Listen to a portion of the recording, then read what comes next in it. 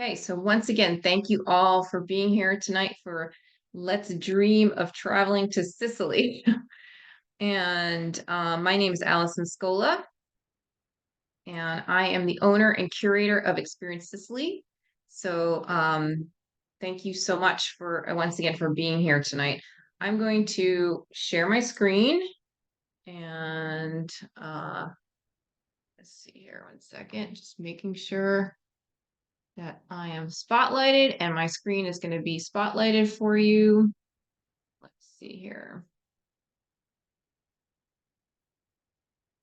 And we're going to get this started. Okay, so there we are. So that's me. That is me in Sicily, in the market of Syracuse. So let's go. So first of my question for you all, and you can I think let me just see if I can launch the poll here because I want to see if I do have polls. Oh, yes, I do. Okay, excellent. I found them. How excellent. Okay. So the first question is, have you been to Sicily? So take a moment, please, and answer this question. We're going to see what our answers are this evening. All right. Let me move my camera a little bit so I can see you all. I'm talking to you. Okay, great. While you're answering this question again, so have you been to Sicily? And curious question. Watching the answers come in, it's very exciting.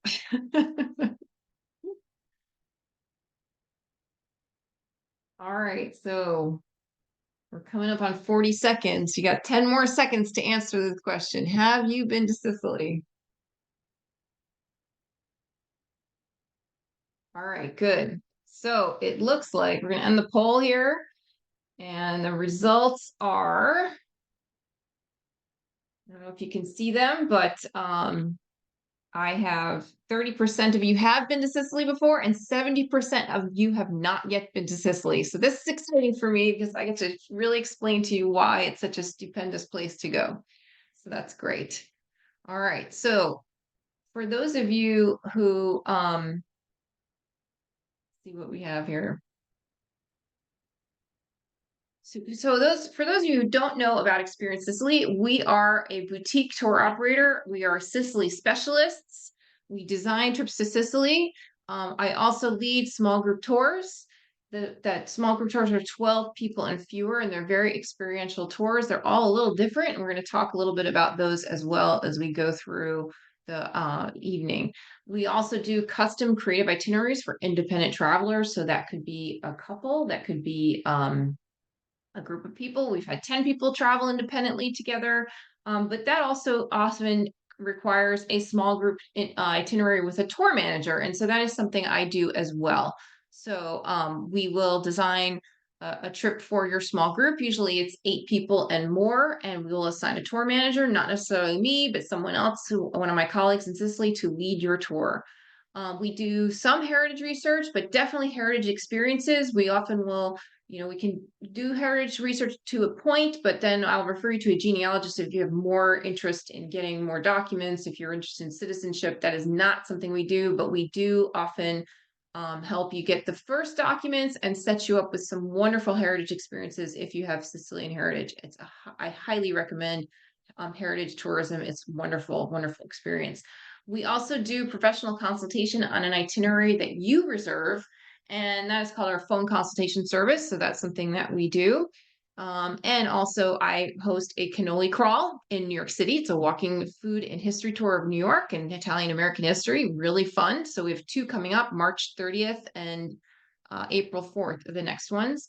And then I also host stateside gatherings and online Sicily events like this one. So we just had a wine tasting on January 6th. We have our St. Joseph's Day event coming up on March 17th. We're going to have some other events in the interim. I'm going to be at the Westchester Italian Cultural Center April 9th. I'm going to be doing a cannoli making workshop. Giuseppe Shortka, Sicilian chef, will be here. We're going to do some cooking classes with him in the New York area. as well as I'm going to be hosting a St. Joseph's lecture at the Westchester Italian Cultural Center. So stay tuned for all that stuff. If you want to know about those things, please join our mailing list. We have an email list, and we send out emails about once or twice a month, depending on the month. And hopefully, you'll join us for some of those events. And then, of course, like I'm mentioning, I do a lot of lectures and articles, and you can follow us on social media. I do a lot of posts on social media about Sicily and fun things about Sicily and upcoming events and other things to know about. So, Ted, you're saying my voice is garbled and breaking up. Is that true? Are people having trouble hearing me? Is anyone else having trouble hearing me? Okay, so that's Ted, I think you got to work on your internet connection. Perhaps that might be what's going on there.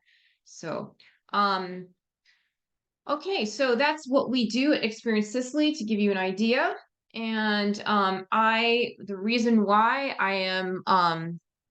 I do this is because my family is from Sicily, specifically Bagheria and Porticello, and this beautiful spot here is Porticello, Bagheria, and this is Capozafrano, and my family is from this area. So here you go. My colleagues in Sicily are Giuseppe and Valeria. So I mentioned Giuseppe because he's also a chef in Sicily, but Giuseppe and Valeria help us with all the logistics on the Sicily side. So just to give you an idea, we have the team here in New York.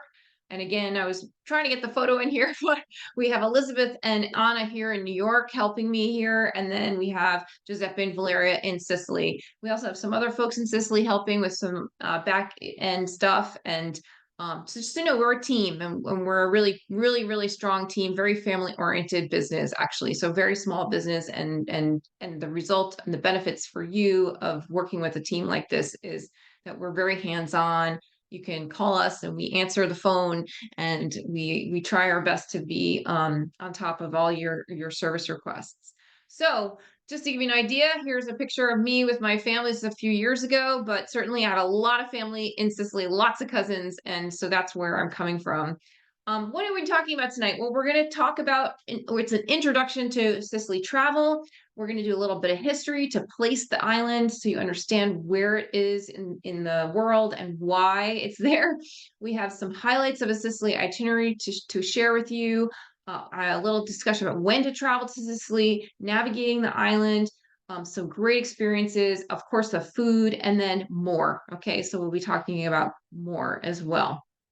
And of course, answering your questions. That's really, really important too. So to give you an idea, an overview, Sicily is the island in the middle of the Mediterranean at the toe of the boot of the peninsula of Italy. It is the largest island in the Mediterranean. It is the size of Massachusetts.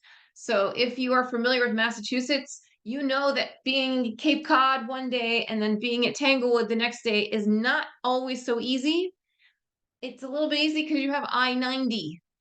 Sicily is about that size, okay, but there's no I-90. The roads in Sicily are not fantastic. They're smaller. We have some autostradas, but they're not in great repair, not in great shape necessarily. And there's you could argue 5 mountain ranges. So it tends to be very mountainous in the middle also. So distances are deceptive because the roads and the mountains create a navigation, fun. It's lots of fun. So I'm just giving you the idea about it. And we'll talk more about that too. So once again, here it is in the middle of the Mediterranean. I want you to take a look at this picture because this its position really influences what it is. So in ancient times, we're talking about the 8th century before Common Era, okay? We had the Greeks were navigating the seas. They came from the east, and they started to colonize in eastern Sicily. So then, not only, we also have the Carthaginians or the Phoenicians, okay? So in where you see today in eastern Mediterranean, current day Lebanon, current day Israel, so back in Mesopotamia, remember that from high school? Okay, that area. The Phoenicians also, 9th century, 8th century, 7th century, before Common Era, they were extremely great navigators, and they navigated the western part of the Mediterranean, which means the western part of Sicily. So Sicily essentially for hundreds of years before the Common Era, we had these two major influences from the Mediterranean, the Greeks and the what became Carthaginians. So the Phoenicians, when they settled in what is now Tunisia or Carthage back then, they created Carthage and became Carthaginians, much like we had the British came from the England and settled in New York, and then they became American over time, right? So similar thing. So these two maps side by side are an excellent history about Sicily's ancient history, because I love to see the blue. It gives you a real sense of how Carthage was so important back in 500 to 300 BCE. Okay, and then you can see on the right side of the screen, we have the orange parts of the Mediterranean. Look at where the Greeks were. They were all over the Eastern Mediterranean, and Sicily, being right in the middle, had both cultures right there, and they were fighting it out. Let me tell you, that's part of the fun of the history of Sicily, is that they were fighting it out.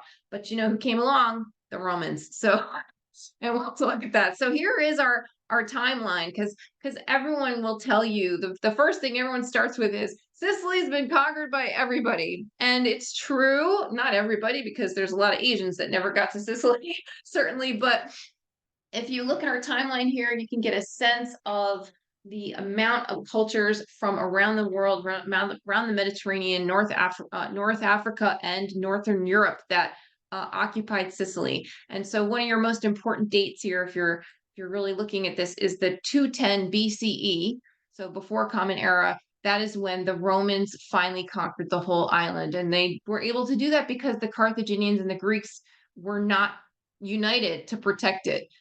So the enemy of my enemy is my friend, and that's what happened here, right? So, so you go through many different cultures, religions taking over, and we have a period starting in 827, Common Era. The Arab period begins. This is a very prosperous time for Sicily. A lot of modern technology, or technology of the day, I should say, came in. Irrigation being one of them. They brought rice paddies, they brought silk, they brought sugar. We love the Arabs because they brought sugar to Sicily. So all that cannoli, all that cassata cake, all those marzipan, you have the Arabs to thank for all of that because of the sugar cane they brought. So all of this history really contributes to who Sicilians are today, and how Sicily is, what is exciting about Sicily to visit. The Norman period, the Normans came in around the 1060s. They started kind of in the 1060s to conquer Sicily, and they were in power, and they dominated Sicily for about 150 years or more. Marriages and all that we can argue, but this period was extremely prosperous, and it's during the time when much of Europe was, quote, in a dark ages, let's say. Sicily was having a renaissance way before the Renaissance up in Florence. But meanwhile, like I was mentioning, we have marriages coming in, and you have a French influence, you have a Spanish influence, then the Bourbon period, until the we have a very strong kingdom of two Sicilies, and then in 1860, Garibaldi arrives at Marsala, and they, quote, unify Italy. And that's a whole discussion and argument that we'll not get into tonight. But certainly a very interesting discussion. The history of Sicily is fascinating. And so, for example, one of the things to benefit you, if you are on our mailing list, our email list, there is exclusive content that I send out with those emails. And this past email I sent on Sunday had a reading list, a recommended reading list for our winter months here. So some of the books on that reading list were, of course, history books. And so that's the kind of thing that if you join our mailing list, you'll get exclusive content and exclusive information about things. Okay. So anyway, here I am in Palermo. I'm going to say Amuni. Let's go. Amuni means let's go in Sicilian. So here we are on our way to discovering Sicily. Okay, so here's a map of modern Sicily in terms of our towns.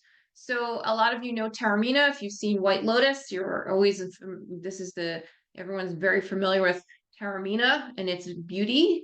But of course, Mount Etna is right in the same area. It's a beautiful, incredible volcano. All right, and then we have Catania, which is the second city of Sicily. Palermo is our capital city and the most populous, technically, although Catania's metropolitan area is probably a little larger. And then we have, sorry, hold on. And then we have Trapani in the west, Marsala in the west. Yes, Marsala is a town. It's actually a town. It's not just a wine that you meet chicken with. It is a town. Agrigento in southern Sicily is where the temples are, and we'll get into that. And then, of course, Ragusa, Modica, Noto, and Siracusa. These are amazing, famous, beautiful, beautiful Baroque towns, and we'll talk more about those as we go through. So that just gives you an idea of what the geography of the island looks like. And here's a fun tourist map to show you, again, all of these places, and we'll get into all of these as we proceed. So my question then becomes, what are the highlights of Sicily? And we're going to start talking about UNESCO World Heritage Sites. So UNESCO is an organization that the UN started, and it was created to protect our human history. And so Sicily boasts many UNESCO World Heritage Sites, boasts most UNESCO World Heritage Sites than any other, or more than any other region in Italy. Okay, so there are 20 regions in Italy. Sicily's got the most UNESCO World Heritage Sites. So I want you to write in the chat or keep in your mind, how many UNESCO World Heritage Sites do you think Sicily has? All right, so I'd love to see if you write in the chat what you think that could be. All right, and now we're going to talk about some of the highlights, and we're going to then figure out what are those UNESCO World Heritage Sites. That's one of the quizzes that I'm going to ask you, so stay tuned. All right, pay attention. All right, so we're looking at Valley of the Temples. This is actually the first UNESCO World Heritage Site that was founded in 1997. And so it is a ancient town. It was founded by Greeks in about 600 BCE. It boasts, you can see seven temples. This is the Temple of Concordia. It is outstanding, and you can walk, very close to it. It's quite a beautiful site to go to, and probably the most important site in Sicily to visit. And that is in the south. So that's Agrigento. Also, you may be familiar with these, the Bikini Girls. That is the unofficial name of the Room of the 10 Maidens. Okay, and these are mosaic tiles. These women are not painted. These are all made with tiny pieces of precious stones. And so this is the Bikini Girls. This is mosaic tiles. This is the Piazza. It's in the town of Piazza Armerina, the Roman villa of Casale. And so that's right in the center of Sicily, and it's a fascinating place to visit. That is an incredible place to visit. Then we have Mount Etna, which is Europe's largest, most active volcano. This is a view of Etna from the town of Bronte. You are seeing in the foreground pistachio trees. So Bronte is, yes, the same name as our authors, Emily and her sister who wrote Jane Eyre. Okay, the Bronte family got their name from this town, and this town is world famous for its pistachios. And look at this beautiful view of Etna. I took this in early May in 2018. So just to give you an idea, there's still snow on it in May. It's pretty cool. So there is Etna. Etna dominates the eastern side of Sicily. And of course, then we have Palermo. This is a view of Palermo from the roof of the cathedral of Palermo. And you can see mountains in the distance. You can see this is the Zeitz Palace over here on the actually, no, that's the Royal Palace on the left side here of the cathedral. And this is one of the mosaics, the Arab Norman, I should say, mosaic tile images that you can see inside the Royal Palace of the Norman, the Palazzo dei Normanni. Also, Monorail Cathedral. Some of you who have been to Sicily, I hope you've seen Monorail Cathedral. Also, more mosaics. You're getting a theme here of mosaic tiles. And you can see the style of this. It's very North African, Eastern Mediterranean feeling. And then, of course, Cefalù is a beautiful town. This was also featured in White Lotus. The beach scenes in White Lotus were filmed here in Cefalù, which has a beautiful beach. Also, Cefalù is well known for its Arab Norman cathedral, and this is the inside of the cathedral. So there is Palermo and Cefalù. You can kind of group those together. They can both be done in probably 2 or 3 days and during a visit in Sicily. Then we have the Baroque. So on the eastern side of Sicily, and we just passed actually the anniversary. It was January 9th in 1693. 1693, there was a massive earthquake in Sicily, and it decimated a lot of eastern Sicily. And so after 1693, there was a massive rebuilding. And so we don't see a lot of medieval architecture like you see in the Palermo side of Sicily, but you see a lot of Baroque. And this is what we call the late Sicilian Baroque architecture. This is the Duomo in Catania. And so you can see where Catania is there. But also, this is when Ragusa was developed. This is Ragusa Ibla, which is just a stunning, stunning place to visit. And then in the south, we have Noto, and we have Scicli and Modica. And these towns are all part of what we call the late Sicilian Baroque architectural style, which was developed in the 18th century, rebuilding after that earthquake. So note that I took all these photos, by the way. I think I'd say 99% of the photos we're seeing tonight were my photos that I took. So just to get a sense of my time in Sicily and where I've been. I travel 6 months a year in Sicily. I sleep in the hotels, I eat in the restaurants, I go on tour with the guys, I do the cooking classes. So that is what makes Experience Sicily so different from other companies, is that I'm on the road. I have the boots on the ground. I drive the roads also. I'm in the bus as well. I'm with the small groups. And so that gives you a sense of our expertise here. Actually, no, that was not Montreal Cathedral. That was Cefalù. So the picture of the inside of Montreal in Palermo was identified as Cefalù. That was actually Cefalù Cathedral. And you can tell the difference between the two cathedrals because the Cefalù Cathedral has a Baroque part before you see the Christ Pantocrator on the apse. So there you go. Okay. So I know my stuff. Okay. Then we have also in southeast of Sicily are some really ancient tombs. So this is like 1300 and going back 10,000 BCE. We have Pentelica. And so you're seeing a limestone shelf here. This is part of the African tectonic plate. That's also neat about Sicily, is that part of Sicily is technically in Africa. And so this limestone that you're seeing has a lot of tombs carved into them, also homes. So Pentelica is a fantastic place to visit, to hike through, and the tombs don't have much in them anymore because all of them have been raided or they've been excavated by archaeologists, and the stuff is in the museums. But it's a really neat place to visit. So that is all part of Siracusa province and part of Ragusa province. So that's the Pentelica and the necropolis which means the city of the dead. Okay, then we also have the Aeolian Islands. This is also something that's really famous. This is a picture of the coastline of Stromboli, and the Aeolian Islands are just it's a beautiful thing to visit. They're much like the Greek islands, if you will, and they each have their own personalities. And so this is where the Aeolian Islands are, up here in the northeast corner of Sicily. We also have on the western side the Egadi Islands. There's also the island of Ustica. And then in the south, we have 3 islands, Linosa, Lampedusa, and Pantelleria. And all of them have different personalities. A trip to these islands, you need a lot of time in Sicily if you're planning on doing the islands, or it's the only thing you do, because getting to and from the islands is a project, just to get, so you know. In Western Sicily, we also have Selinunte, which is one of the largest archaeological parks, if not the largest, in Europe.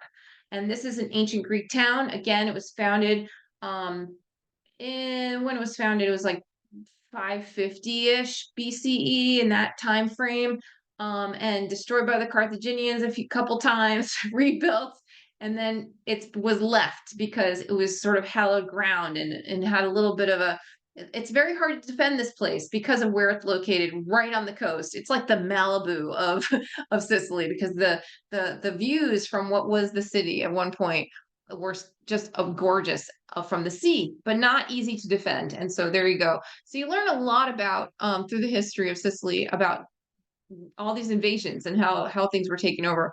Then, of course, we have Isola Bella. This is Taormina. This is a view from actually from up above in the town. And Isola Bella is a nature preserve. And Taormina is a beautiful, beautiful resort town.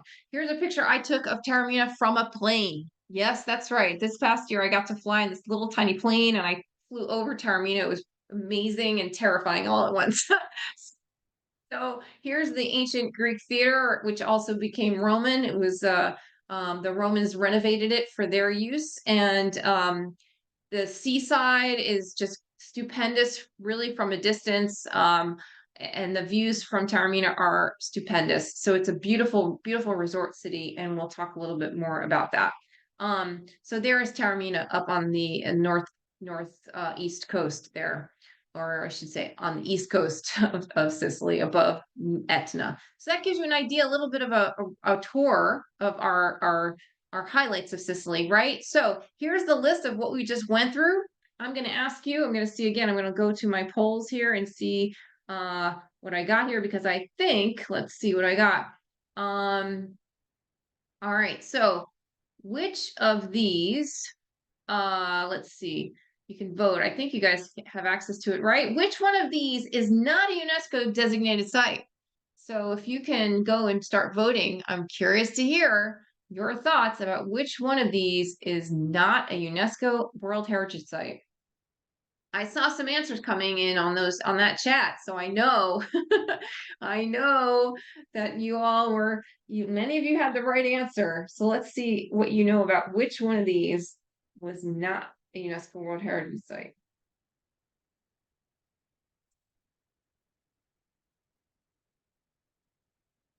Okay, you're doing some good stuff here.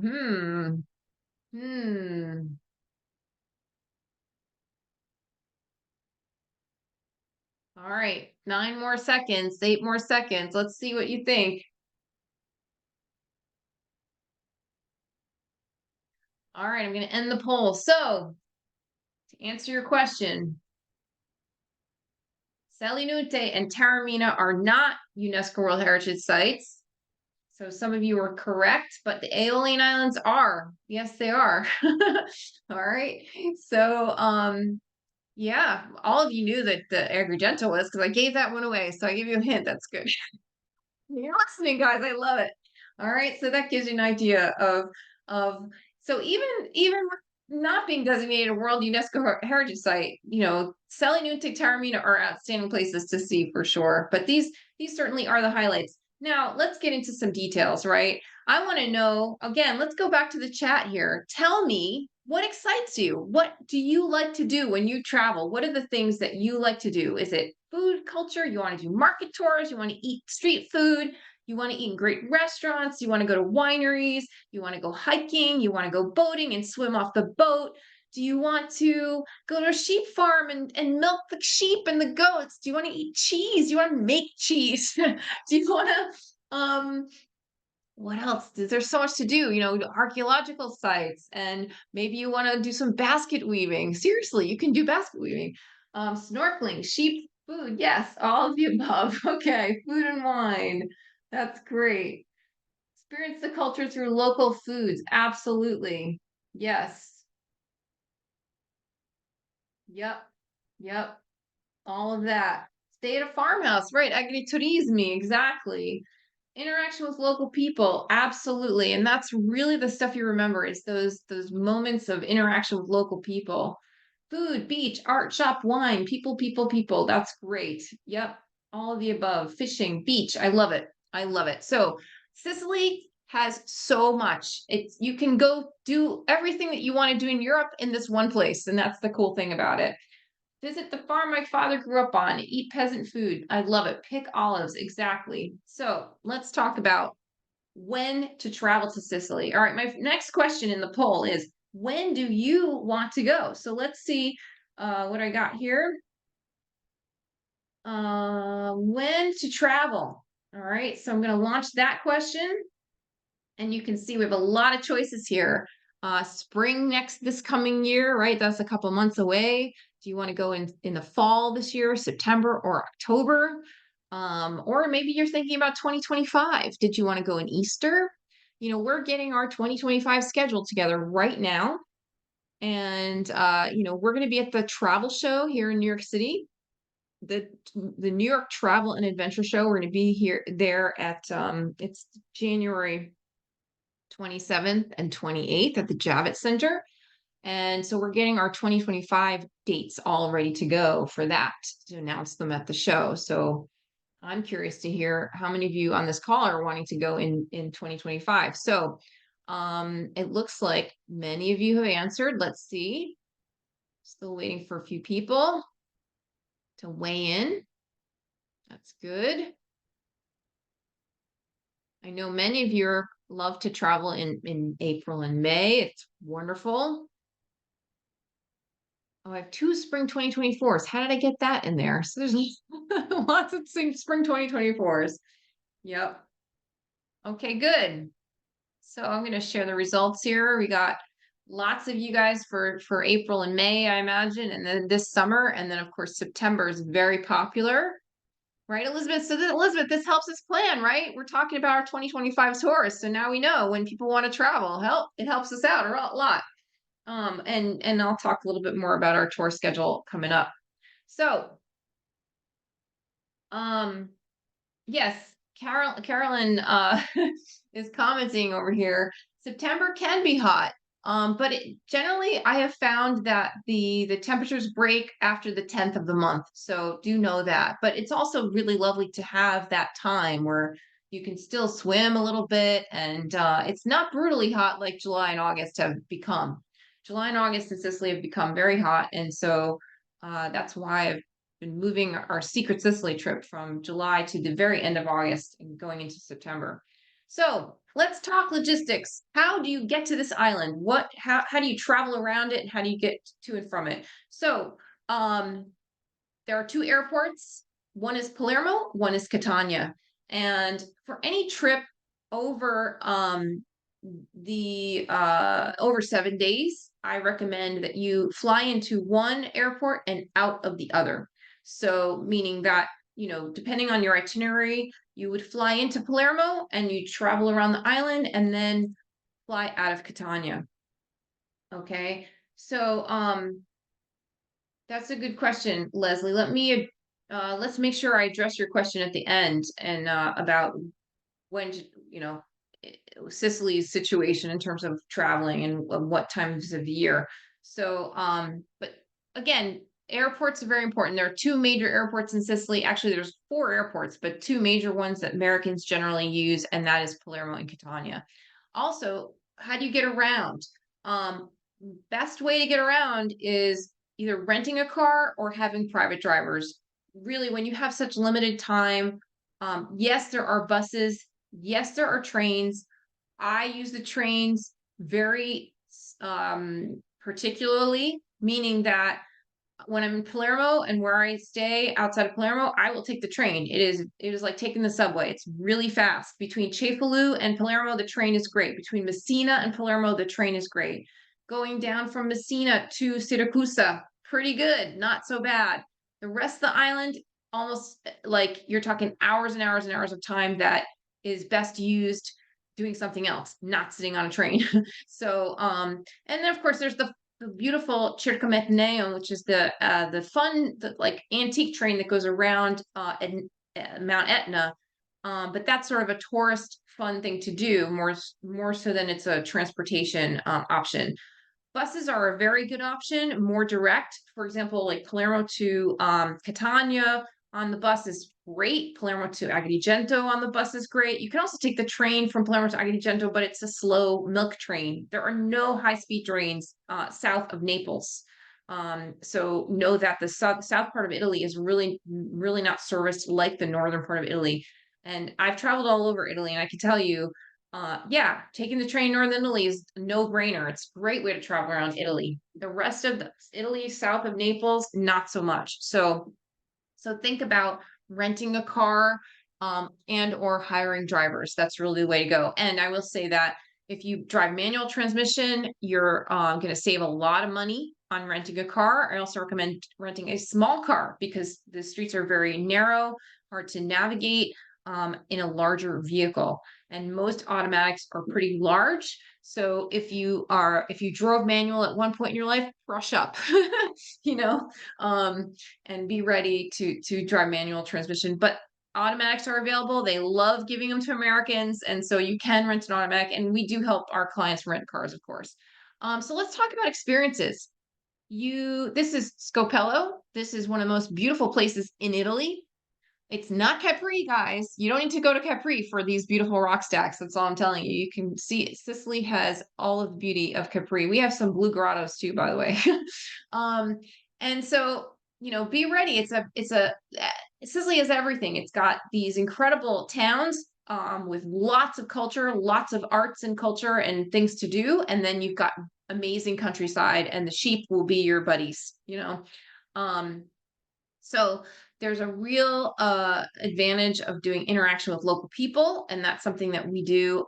We specialize in for our individual itineraries, but also our tours, because that's really what you remember. You remember meeting Aldo. You remember being on his herb farm. You remember Maria in the bakery giving you her fresh bread that she baked. You remember the guy sitting in the piazza that wanted, when you asked to have your picture taken with them, that they agreed to do it. So those are the things that we help you facilitate, but also make your trip really special. Markets is another thing. Here's Claudio. He's my friend who is a basket maker, and he's an herbalist also. His son owns an herbal store in Syracuse, actually. So markets are fantastic. What you find in Sicily, especially Palermo, is that they have a really North African feel to them, which makes it very interesting. And there's a lot of street food as well because of the markets. And so it's fun to see the fishmongers. It's fun to see the fresh vegetables, all the fresh cheeses, and really tour the markets. And that's something that we often will have our clients do. So food tours, yes, and Ballarò market is wild, is right. And that's one of the older ones. So is Capo, so is Bucceria. Bucceria in Palermo has turned into sort of a night market, a discotheque almost. And also in Catania, the fish market in Catania is fascinating to see, and all the fishmongers there. So, but food tours are fun. We do a lot. Street food in Sicily is a fascinating part of the food culture. So arancine, panelle, croccante. So all of these things, pancomuzza, these are words that maybe if you have Sicilian heritage, you've heard about, but we certainly make sure that our clients know about it and have those experiences. Also cooking experiences, hands-on cooking experiences. Now, we're not teaching you how to cook. We're teaching you how to cook Sicilian traditional recipes. And so there are many different food cooking classes and food experiences around the island. Wine experiences. The whole island of Sicily is a wine region, or not just one wine region, but about 5 or 6 wine regions easily. Etna is its own region. Trapani province is the biggest grape growing region in Europe, bigger than anywhere in France. That's where your Marsala wine comes from, but not only. We have Insolia, Grillo, we've got Catarato, Pericone, Catarato, Grillo. These are grapes from Sicily. We have Nero d'Avola, and the Etna wines. There's so many different wines. So when one of the first things I'll tell my clients when we sit down to go, start dinner in the very first evening is I say, I don't want to hear anyone ordering any kind of Pinot anything or Barolo anything or any Chardonnay. I don't want to hear that because I want you to try Sicilian wines, which are excellent. And there's a whole wonderful story about that, and the history of how the modern Sicilian wines are coming in, and winning all the awards. Then, of course, we have olive cultivation. Olives is a huge industry. Olive oil is a huge industry. If you're interested in olives and olive oil, the best time to travel in Sicily is in September and October specifically, and into November, because that's when the harvest is happening, and that's when they're bringing the olives to the frantoio, that's the olive mill to be made into oil. So if that's an interest of yours, plan your trip for late September, October, and in November. Okay. And then cheese making. here's Baldo, my friend Baldo. He's making ricotta here. And Baldo makes sheep's milk cheeses. And the best time to do sheep's milk cheese making is usually in the spring. I'll say that. And then we have the sea, which is amazing. So obviously there's beaches. Beaches depends on where you are on the island because you have rocky beaches, you have rocks going into the sea, and then you have sandy beaches as well. And so we know, Elizabeth and I know where the good beaches are, right, Elizabeth? You to the good beaches. And then of course boat excursions, which are outstanding. And so I was actually on a boat taking this picture of the other boat, Castellamare del Golfo, which is just a fantastic place. And then of course, Etna experiences, volcano experiences, going into a lava tube, walking on an extinct crater, understanding how this volcano formed over the last 600,000 years. It's just totally fascinating. So I highly recommend considering doing, yes, there are donkeys, you can ride a donkey, doing a volcano excursion. Without a doubt, it's a highlight of everyone's Sicily trip. The thing they didn't realize they were going to love the most. And then nature walks and hiking. We're going to be hosting in 2025. In February 2025, we're going to do a week-long hiking trip, all based in Ragusa, and using Ragusa as our base to do a hiking trip through the Iberian mountain region, southeastern Sicily. So we'll be visiting the Baroque towns. We'll do chocolate demonstration and tasting. We'll do a traditional cooking class from the area, as well as every day going to a different part of southeastern Sicily to walk. So it's not hiking. There's not large elevations. It's walking through the countryside, seeing the wildflowers, seeing the goats and the sheep and the cows up close, and the beautiful stone walls.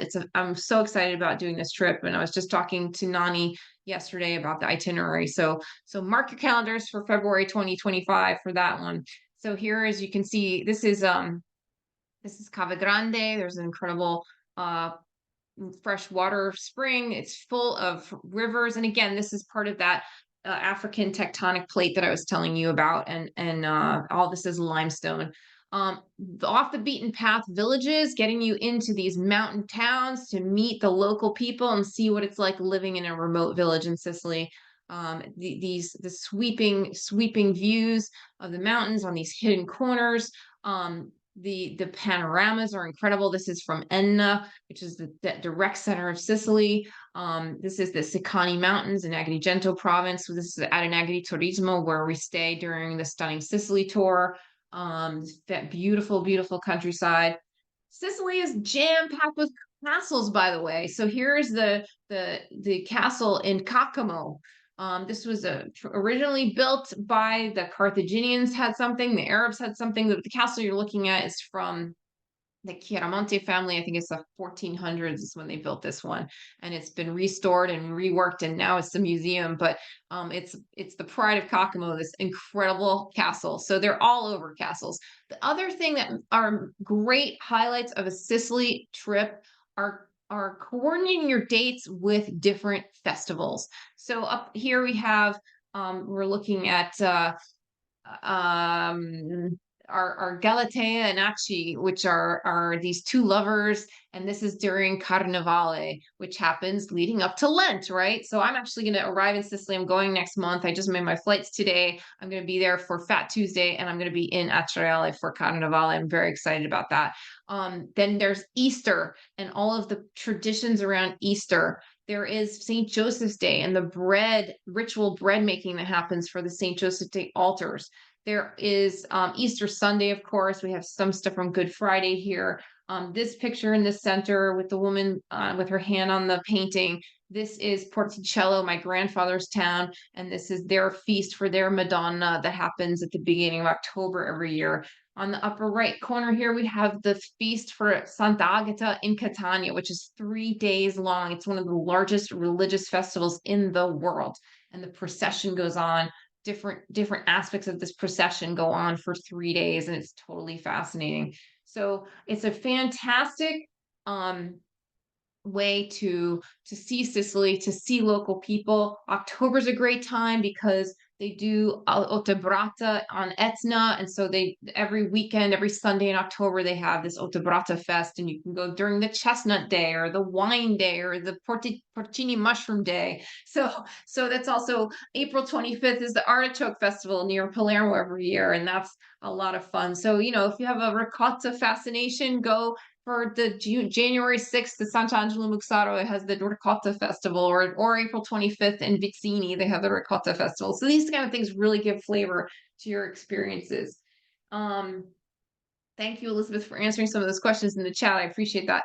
So arts and crafts, folklore, ceramics are big. Ceramics is a big art form there. We have many ceramic centers in Sicily. Castellum, Santo Stefano di Camastra, Sciacca, Caltagirone, Pazzi, all these different places, Burgio, there's different ceramic centers and different art, that's different styles of making the ceramics. The Opera dei Pupi, which is the marionette theater, different parts of the island have different shows for the Opera dei Pupi, Syracuse, Palermo, Catania area. Also art history and archaeology all over the island. We have archaeological sites that go back ancient times, and incredible art that is in museums all over the island that you can see. The Venuses and our Demeter and Persephone. We have the dancing satyr, which is this bronze that was found in the sea. It's our underwater archaeology. How cool is that? This was found near Marzala del Vallo. We have beautiful art from Antonello di Messina. This is found in Palermo in the National or Regional Art Museum. Of course, live music. Okay, so these are my friends from Palermo, Alfredo and Ettore and Giuseppe.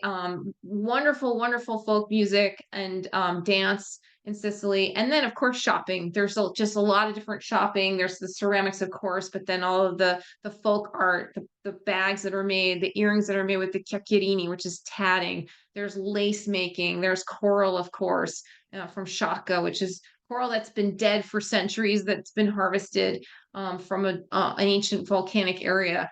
Now, I know this is the moment you've all been waiting for, is food, right? So I mentioned the Cannoli Crawl. So don't be mistaken. Cannoli are not Italian. Cannoli are Sicilian. Okay, so there you go. So you're gonna have some of the best cannoli in the world, and I will show you the way. Fresh pastas. Pasta alla norma is what you're looking at here. Yes, yum is right, Leslie. We have couscous in Sicily. That is part of our cuisine in Western Sicily, is couscous, both savory and sweet. And it just the freshest seafood. On the upper right here, we have gelato that's served in a sweet brioche. Yes, it's ice cream sandwich on steroids. That's what that is. And caponata, which is eggplant, freshest seafood going. So you have these fresh red shrimp from Mazzara del Vallo. You have the Mina di Sant'Agata, which is the Virgin's breast of Saint Agatha. You've got casatelle, which are these fried ravioli, which are sweet ricotta cream inside with powdered sugar on it. Pasta con le sarde, pasta with sardines. The granita, which is, I don't want to call it Italian ice or slush because that's what we call it in the United States, but it is not. It is creamy, creamy Italian ice, if you will. So it just keeps going. And so, what I was mentioning, that I host small group tours, and we have small group tours. Our small group tours are 12 people and fewer. And so we are able to stay in characteristic inns. We're able to go off the beaten path and do some really interesting interaction with local people. And so let's go to Sicily. I'm going to talk a little bit about our tours in a moment, but I want to just, get to some questions that are in the chat and make sure that we get them answered. So, when is the best time to travel to Sicily, right? And so, I know when you want to travel there, and much of what you have to say is correct in terms of, spring is a fantastic time to travel there. I'm trying to encourage people, like why I'm having the February hiking trip. The temperatures are in the 50s, into the mid 60s. It can sometimes go up to 70 during the day if it's a nice day. In the evenings, it gets cold, but that's when you put your layers on. And so hiking in that weather is beautiful. Everything is just green. The young wildflowers are coming up. So February is beautiful. March can be a little bit more rainy, but still same thing. Very pleasant. April, variable. It can be really variable in April. It can be rainy and it can be colder and it can be warm, just like can be in the Northeast of the United States, where April, you never know. You could have a really nice day, but generally you're going to have more warmer temperatures going into the 60s in April in Sicily. So Easter tends to be when we start our tourist season. I'm trying to get people to think about going before Easter, especially because in 2025, Easter is at the end of April. It's like April 20th or something. I don't remember, but it's pretty late. So I want you to think about starting the season, say March 15th even. Um, and it's quiet in March and February. There's not as much tourists going on and the prices are very good. So you have an archaeological park all to yourself during cooler temperatures, which are really pleasant with a nice jacket on and a scarf, let's say. You don't need, you dress in layers, just like you would in the springtime in Northeastern United States. As you get into May, May has traditionally been beautiful. May has been a beautiful temperate month. Still too cold to swim, but very nice. Last year we had a very strange May. It rained until the beginning of June. It was very cool and rainy in May. And so this is where I say to people, it's very hard for me to tell you what the temperatures are going to be like and what the weather is going to be like because climate change has hit this island. And so, uh, but certainly I like to say through the end of June, it's a beautiful, beautiful time to travel there. Um, Swimming can start around June 1st, June 2nd. July and August have been very hot. The end of August, things start to get tempered, and then into September. Again, that first 2 weeks in September is very summery still. And then things have been beautiful the last 2 years into mid-November. Uh, Before 2 years ago, I was always very cautious about October. October could be very rainy too. It's very hard to predict now, but I will tell you that the way that we have our tours booked in terms of when we offer our small group tours, it tells you when is the best time to be traveling to Sicily. During Christmas time, it is also a great time to travel there. It can be chilly, just like you would expect, but you're talking chilly is like the 40s. Maybe you'll have a snowy day. That's very rare. Last year, I went to Sicily. I arrived on December 28th. I was there through January 6th. The weather was gorgeous. I went hiking. It was perfect weather. We were all taking off our jackets when we were hiking. We were in northwestern Sicily. It was stunning. And it's a beautiful time to be there because there's a lot of live percepios. There's Christmas markets. Christmas time is really magical there too. So that's a wonderful time to travel there as well. Um, what else do we have here? Let's see. Everyone keeps saying Italy has become uncomfortably crowded even in off season. Is Sicily better than the rest of the country? Yes, for sure. I will say yes for sure. Taormina, I will say, is the exception where Taormina has become extremely crowded. White Lotus made it worse. Also, Cefalù has become extremely crowded, and White Lotus has contributed to that as well in the last year. Just avoid it. That's what I say. Couple hours, you've been there, done that. It's beautiful in Taormina. It's beautiful for the views in the evenings when the cruise ships tourists leave and the day trippers leave. It's very, very pleasant in Taormina. And of course, beautiful, beautiful hotels, beautiful views. It's the kind of place that, I like to end a trip there or maybe start a trip there because it's just nice to sit on your balcony and look at the water and go to the pool at your hotel once you've done some shopping and then venture out for some really fantastic restaurants. Using it as a base is a little bit more difficult than other places. And so, depending on your itinerary, what you want to be doing, we would decide how we would work in Taormina to an itinerary. But yeah, that's one of the places that has become very crowded. Other than that, no, Sicily is still very pleasant. Do you have to wait online to get into sites? Not really. And we are, we purchase tickets in advance for all our clients now, and so things go when it's possible. Some sites like the Roman Villa del Casale, this is not possible, but for the most part, we make sure that your trip is streamlined and things happen pretty easily for you. The cost of a driver. What is the cost of a driver? Well, that depends on the hours that you're employing the driver, the distances that you're driving. It really will depend. So it's hard to answer that question, Joe, but I will say that, a long busy day where you're doing 8 hours and you're going around different places, could be €600. Um, but a small day with short distance, or short day with short distances, is 150 to €300. Depends. What is the dollar to the euro? Well, we've been working with about $1.14 to $1.20. It will depend, and we often will look at the foreign exchange predictions to determine like what the cost will be for you in May. I don't know at this point, but I can look at the predictions, and so that's something that you can check online. Basically, anything in terms of euro to dollar exchange rate, always add about 4 cents to what you see. So if you looked up today what the rate is, and I looked it up yesterday, I think it was like $1.09 or close to $1.10 for €1 yesterday.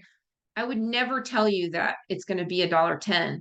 I would say to you that €1 is going to cost you and me $1.14.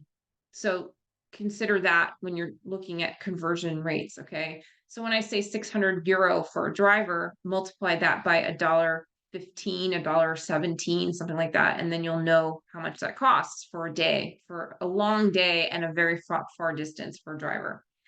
I think I answered the question about what the weather is like in February, and Elizabeth did too. Thank you very much, Elizabeth. Are there things that aren't open or there won't be access when when visiting in February? Yeah, I mean, there are some things like a lot of hotels are not open in February, but of course the floor we're staying in Ragusa will be open.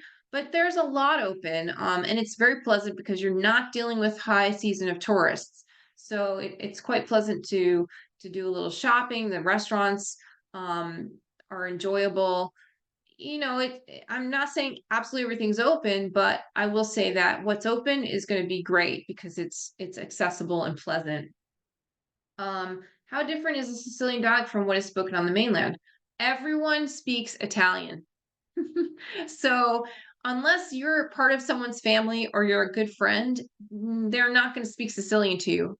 And Sicilian is not a dialect. I will correct that. It is a language. It was a language that existed before the modern Italian language existed. Modern Italian is based off of a Tuscan language, and the Tuscan language is based off of a Sicilian language.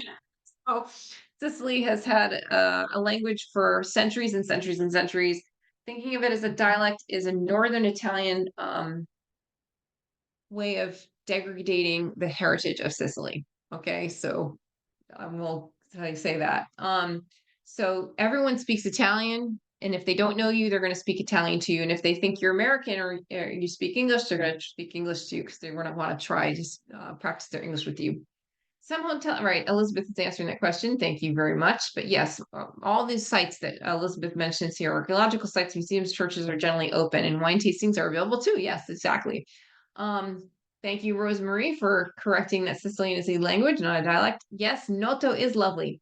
Do you have someone that can find the address of my grandfather's farm in Saponaro, Scaraci, Messina province? Okay.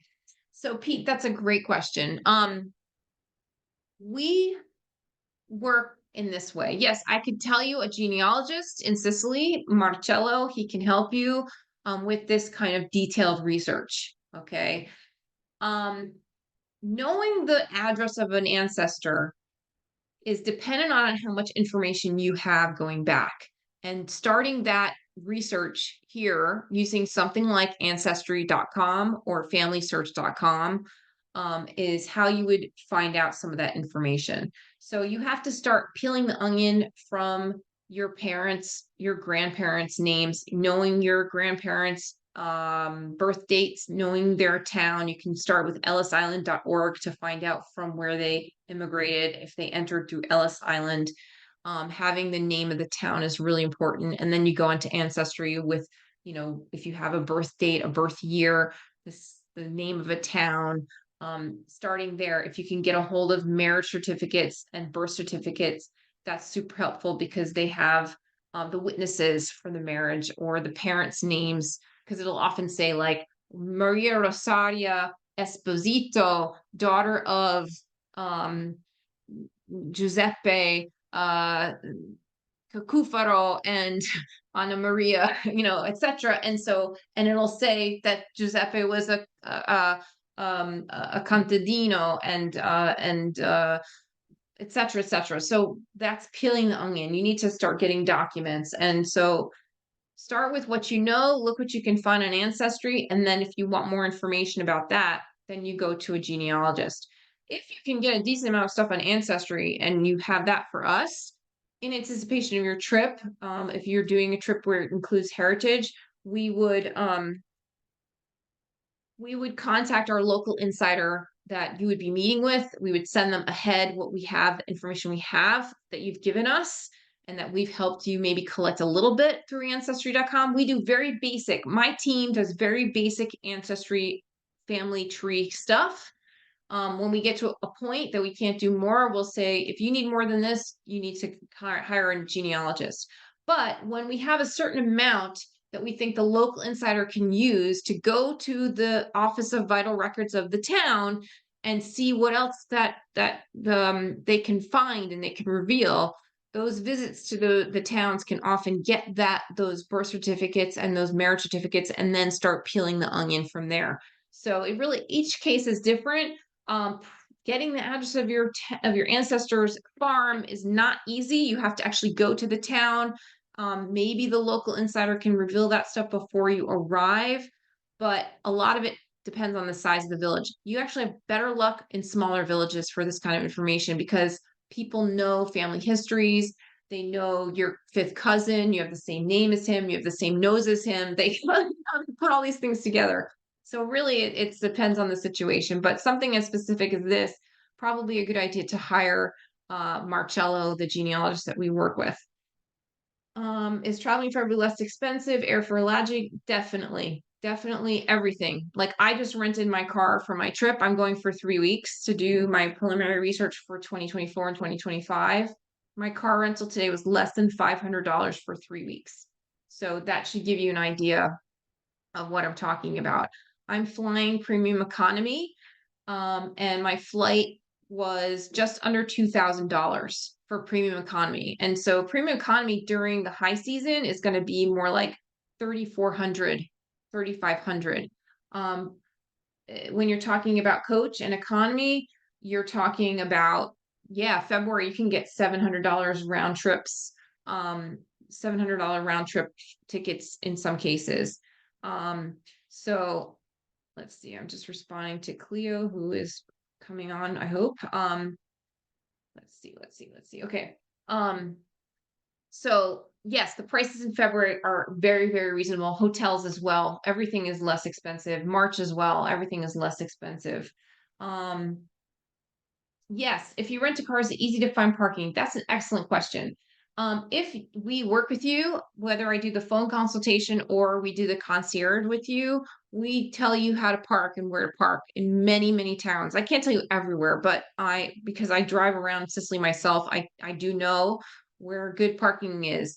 And there is an app called Easy Park. So a lot of the towns use Easy Park. So you have to pay for the parking like you do here in the States now. But generally there are public parking lots. Historic centers will have them outside the historic center because they don't want you driving in the historic center, which is good because the roads are narrow and Americans don't necessarily want to be able to drive on those things. So you do rely on your feet a lot when you park outside the historic center. Specifically, Ragusa Ibla, Siracusa, you're parking outside the historic center and walking into town, which is, 5-minute walk or so. So be prepared. So if you are considering traveling in Sicily, start preparing, get physically fit to travel in Sicily. There's a lot of hills, there's a lot of stairs. Syracuse is more flat, but someplace like Ragusa, Modica, you're dealing with stairs, you're dealing with hills. Taormina, for sure, hills and stairs everywhere. It's not a friendly place for people who have a lot of knee pain, for example. All right, but you can get yourself ready. You can do that. And I travel with people in their low 80s. Um, and they do fine. So if you're prepared and you have some good sneakers, good shoes to wear, for sure you can do it. Um, let's see. Do you have a tour for Catania when the Feast of Sant'Agata? Hi Donna. I do not right now this year, but I do in 2025. We're doing our photography workshop with Don Toothiger of Hunt's Photo of Boston. And part of that trip is spending it in Catania for the Feast of Sant'Agata. That is a fantastic, fantastic photo workshop. It is really about photography, but you don't have to be, it's amateur photographers. But certainly, and you've been to Sicily with me, so you know this would be a fantastic trip for someone who's been to Sicily before. We do some really cool off the beaten path stuff, and that particular itinerary, which is up on our website, experiencesicily.com, you can you'll see how awesome that itinerary is. Let me see if I have any other questions. All right, here we go. What are your fees? For private consult or independent travel? We're family traveling for wedding and would want our tour after the wedding. Good question. So, so the fees for the phone consultation, and maybe you can help me, Elizabeth, because I don't want to change the screen so much. But let's say a phone consultation starts for 1 week, 7 days. I think it's 275 for the phone consultation. Once you get through to 8 days to 10 or 11 days, it's $300, and then over that it's like 375. So that's dependent upon how many days that you're traveling. Elizabeth, if my memory serves me, our consultation fees. So let me explain what that means for an independent trip like this, a custom tour, the price starts, let's say for 7 days, it's $2,000. Is that right, Elizabeth? $2,000 for a couple. And That's then right. anyone else we add to that's $150 additional so for 6 people, you add 600. Is it 600? No, six people total. So an additional 4 people to the couple, you add $600. So it'd be $2,600 for a 7-day custom concierge design and support service. Okay, I want to emphasize support because we support you while you're traveling. We're there in the background, making sure everything's going smoothly. We're on a WhatsApp group. You have 24-hour access to my whole team. And so that's what you're paying for our services when you pay that base fee. For 14 days, it's $4,000 for a couple. And once you add those, let's say, extra 4 people, you add another $600, $4,600 for our design and support fee. Those are our 2024 fees. I can't say yet what 2025 will be, but right now those are our fees. And 13 days is a little less, 12 days is a little less. So it depends on how many days you're traveling, how many people are in your party. And like I said, that fee pays us. And then from there, we are commission free. So we're not driven by commission when we create your itinerary. We want to put you in a farmhouse if that's what you want to stay in, and that's what makes sense for you to experience Sicily. We will tell you the price of all the activities that we're employing you, putting you into. So cooking class, you'll see the price. The drivers, you'll see the price.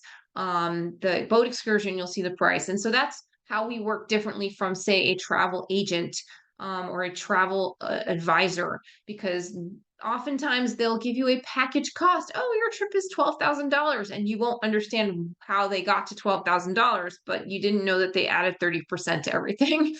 I don't like that personally as a consumer, and so I don't work that way.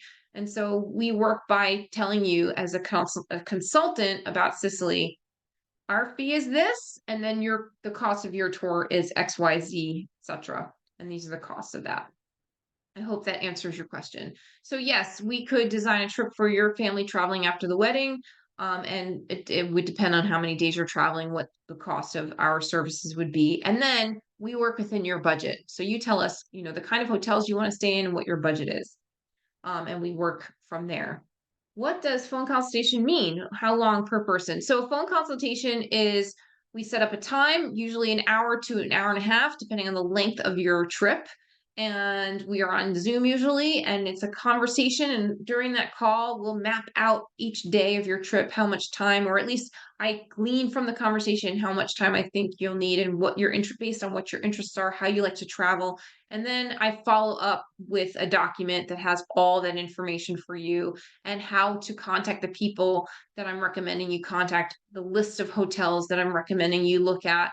And I'll give you my sort of favorite for your group, what I think you'll like. And so that's where the phone consultation, how it works. And like we were saying, the prices of that consultation depend on the length of time, but generally I think it starts, around $275, depending, I think, for a week. Is that right, Elizabeth? It's like $275 for a week, something like that, for 7 day. Yes. Okay, great. Thank you. Yep. Can I come and meet you at the travel show on the 27th? I live a few blocks from the Java Center. Yes, you can. So Leslie, we are offering free tickets to the travel show, but you have to be on our email list to get those free tickets. So, so if you reach out to info@experiencesicily.com, which is Anna, she'll help get you on our email list.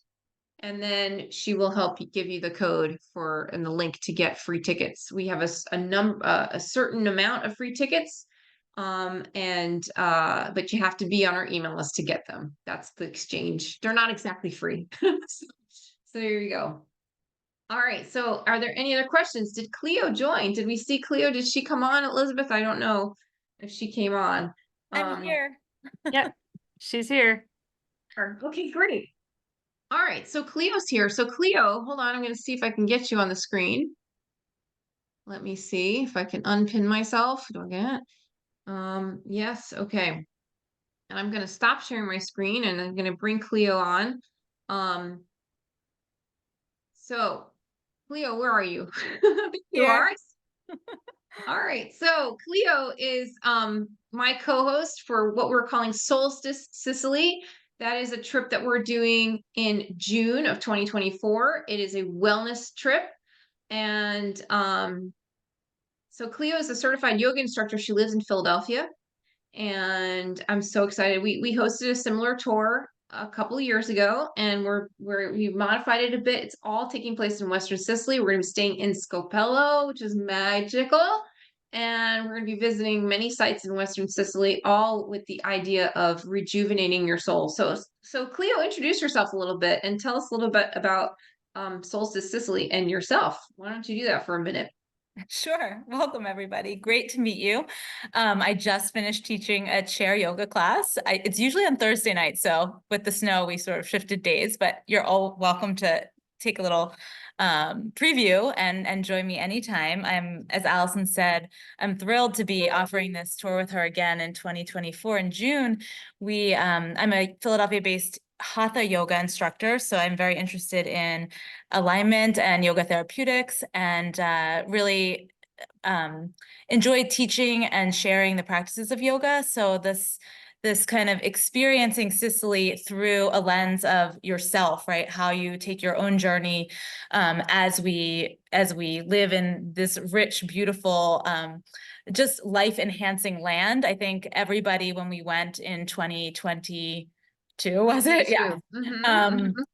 Just felt just that sense of aliveness, right? Because the foods that you eat, the things that you smell, what you see with your eyes on a day-to-day basis, just the joy of moving and breathing deeply together. And then the richness of history and culture that we experience is just, I just can't say enough about what Allison has created. And I'm just so thrilled to be able to partner, and everybody, just had this sense of community. And I think, with this pandemic, we've really, that's been a challenge, right? And so kind of taking care of yourself and then feeling part of something in a place that nourishes in every way, was just so meaningful. And I'd love to talk to any of you who'd like to join us.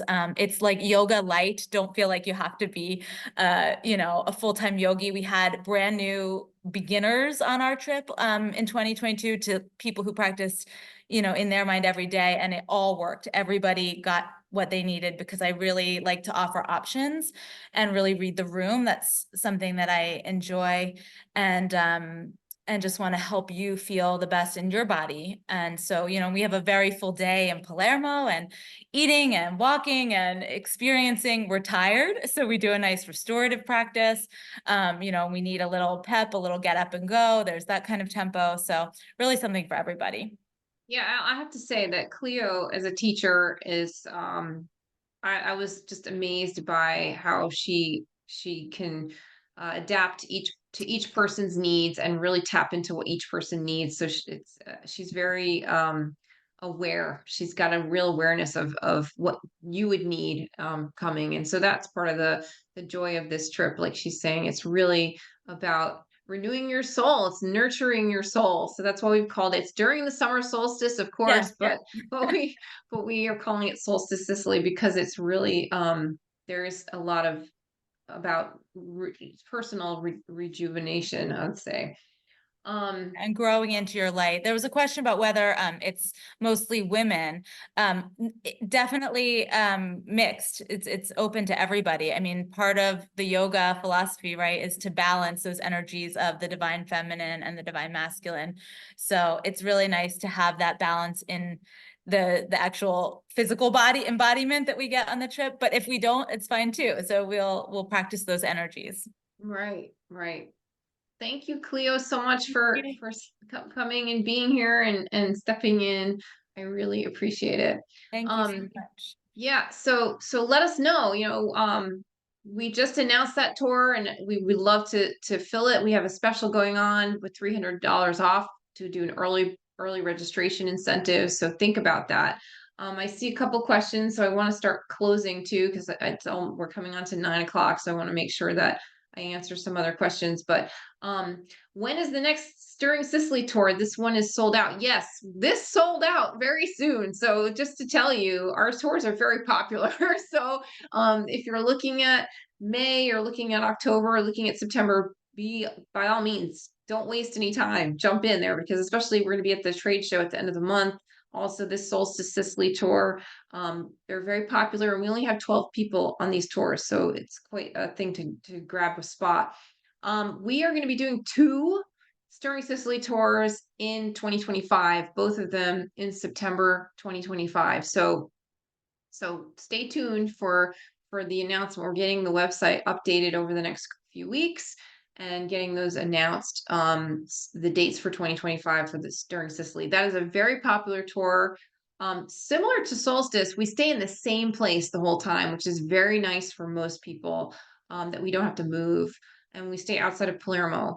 And that's also one of the wonderful things about Solstice Sicily, is that we're at this beautiful agriturismo winery in Scopello for the whole time. It's 8 days, I think 9 days, 8 nights, something like that for Solstice. And so it's really lovely.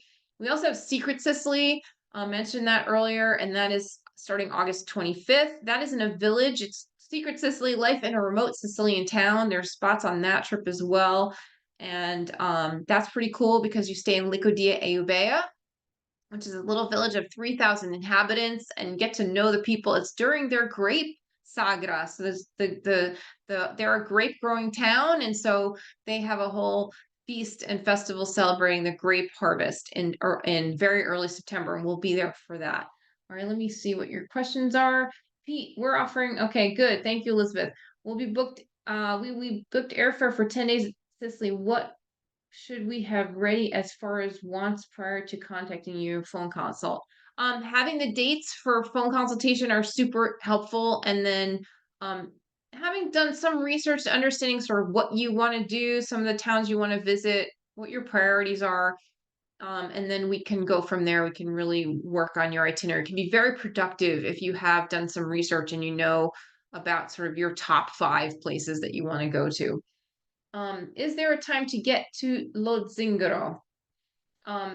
Meaning when? During solstice? Yeah, we're going to be part of our solstice Sicily is we're going to be doing an amazing boat excursion that goes all along Lo Zingaro, which is the nature preserve in northwestern Sicily, along the coast there. It's stupendous. So we'll be absolutely doing that. Okay. Will there be future wellness tours in the future outside of solstice? We'll see. I don't want to say no, and I don't want to say yes. It'd be lovely to do more of this. And further to what Cleo does is brings to the table as a wellness practitioner and a yoga instructor.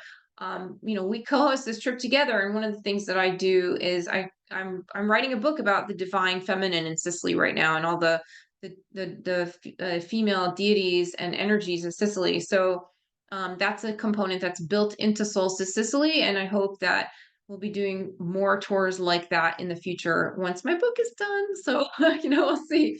So I think, did we get all the questions, Elizabeth? Did I get to every question that was here? I think Christina wanted to know what the composition of the wellness tours tends to be, like how many women, how many men.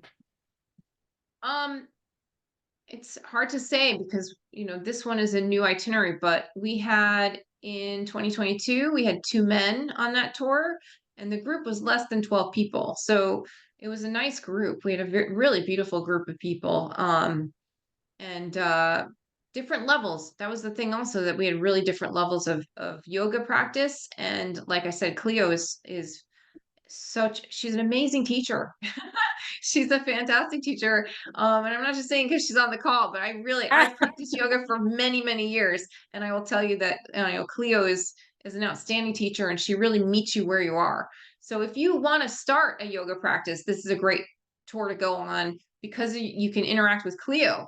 She's a superstar, and she'll really put you on the path. She makes sure that your alignment is right. She helps you with your breathing. And we're going to do breath work. We'll be doing a little meditation. We're doing manifesting what kind of future you want to have. Lots of things. So it's a beautiful opportunity to really tap into yourself, and I think doesn't matter, men, women. It's going to be a nice mixed tour. And the idea is that most people who are attracted to this tour, based on what was called yoga in Sicily before. And we're not calling this yoga in Sicily because we're kind of opening it up to be more than just yoga. But the idea of it just attracts souls that are just lovely people, and who, like Cleo was saying, there's a lot of beautiful relationships that are built on this experience. So it's more than a vacation, let's say. So anyone else have other questions that we can answer? You can unmute yourself if you want to come on camera and talk. You're more than welcome to unmute yourself. Larry, did you have a question, Larry? I see you close up to your phone. No? Okay. Anyone else? Allison, thank you. And I look forward to a trip with you in October. Yeah, Jane's going to be coming on the second Stunning Sicily tour in October. So I'm looking forward to traveling with you too, Jane. I see a question. What SIM card or ESM do I need in Sicily?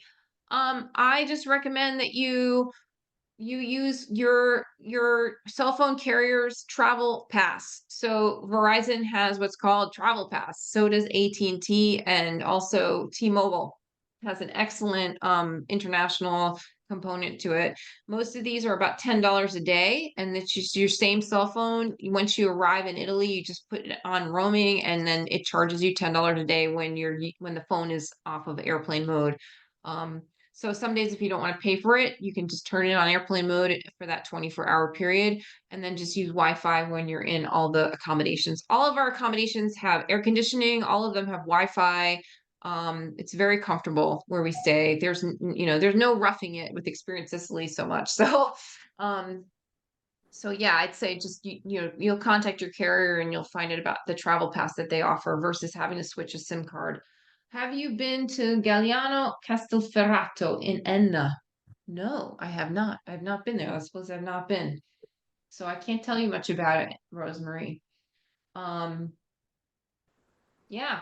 Well, thank you. Thank you for coming tonight. And I'm very happy to provide you with information. I hope that you all learned something. I hope you got a lot out of tonight's presentation. My team is available for questions. You can also set up introductory phone calls with us. You know, I do 15-minute intro calls to talk more about our services and our tours. I would love to host you for a small group tour. Being on tour with me is something special, I have to say, because I treat these like you're taking a class in Sicily, and so it's very, very profound. We do so much really cool stuff. You feel Sicily, and by having me as a tour leader or one of my colleagues that I have a lot of faith in as being a tour leader, in order to interpret the culture for you, interpret Sicily for you, it's a really different way to experience Sicily. And we meet with the experts, the locals, the local archaeologists, the local art historian, the local cooking school teacher. So we really get into the details with the local people. And I as an American Sicilian, I'm able to really be the person that builds that bridge for you so that your experience is very rich. I see one more question. Can you review what cities have good transportation from Palermo? Meaning from Palermo using the bus, meaning from Palermo using the train. So train, I would say from Palermo going anywhere along the north coast between Messina and Palermo is very easy. So Cefalù would be included in that. So it's Santo Stefano di Camastra. And then from there, you could take the train to Agrigento. Kind of not so bad, depends on the day. But the bus is probably the best way to travel to the rest of Sicily. You can also take a train to Trapani province, to Castellmare del Golfo in Trapani, but it's again depends on if there's rain or I mean you just never know. So really buses are the best way to travel, and Palermo has a huge bus hub in terms of getting buses all over the island. So anywhere you want to go from Palermo on the bus is really easy. All right, so anyone else? Last call for questions. Okay. Yes, Cleo, thank you for being here and jumping on. I really appreciate it. You know, we did a presentation for a photo with Don Toothaker back in when was that? In November, I guess, too. So that would be something Hunt's Photo can share with you. They recorded that if you want to learn more about photography in Sicily. That's happening in January. But please, by all means, be in touch with us. I hope to see some of you at the travel show. And if not, you know, get on our mailing list and stay in touch with us that way. And I hope that I'll see you in Sicily. Have a wonderful, wonderful evening. Thank you all for joining me. Ciao. Buonanotte.